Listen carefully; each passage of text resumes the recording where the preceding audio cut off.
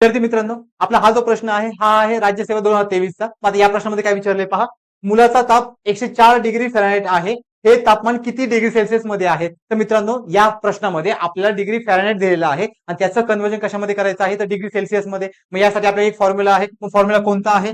F-32/9 is equal to C/5. मग मित्रांनो, इथे F म्हणजे काय? फॅरेनहाइट आणि C म्हणजे काय? सेल्सिअस. मग आता आपल्याला काय दिलेलं आहे? फॅरेनहाइट. मग फॅरेनहाइट किती दिलेलं आहे आपल्याला?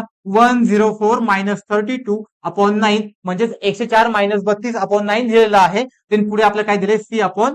मग आता मित्रांनो, आपल्याला डिग्री सेल्सिअस काढायचं आहे. मग आता आपण काय करणार? हे कॅल्क्युलेशन करणार. कॅल्क्युलेशन केल्यावरती आपल्याला काय मिळतात?